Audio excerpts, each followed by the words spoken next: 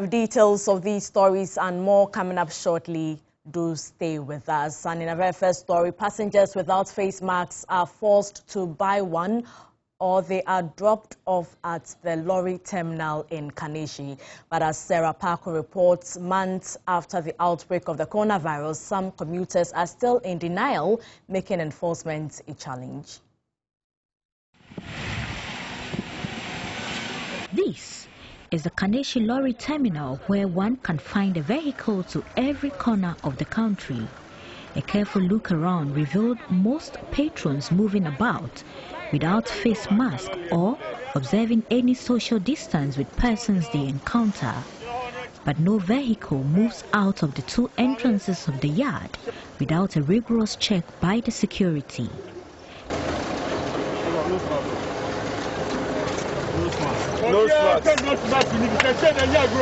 The presence of the news team did not deter some passengers from being rebellious towards the exercise. You can get down and take another car. Get down before the car will go. The situation is, however, different at the 37 lorry station.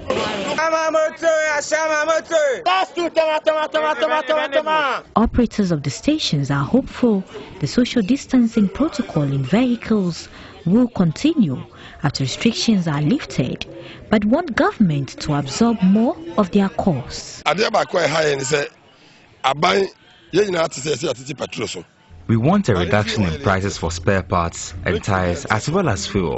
Then we can maintain this arrangement after the restrictions are lifted.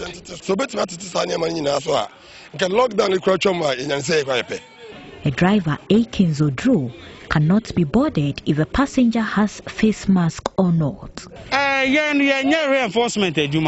We are only helping each other.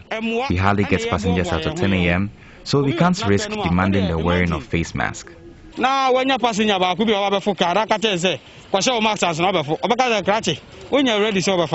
Passengers say they want the social distancing protocol in vehicles to remain after restrictions are lifted, but some are not willing to pay extra for the empty seats.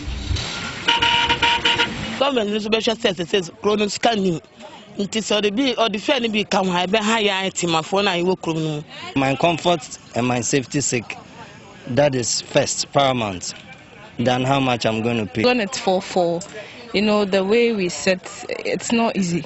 Even if you're a nursing mother, it becomes very difficult. Even when the child is crying, for you to be able to feel the child is very difficult. Discussions are ongoing as to how, as a country, we would live our normal life while the coronavirus is still with us. However, there are mixed reactions between commuters and drivers on how to ensure adherence to safety protocols in the vehicles and at the transport yards. We can only wait and see. Sarah Parker, TV3 News, Accra.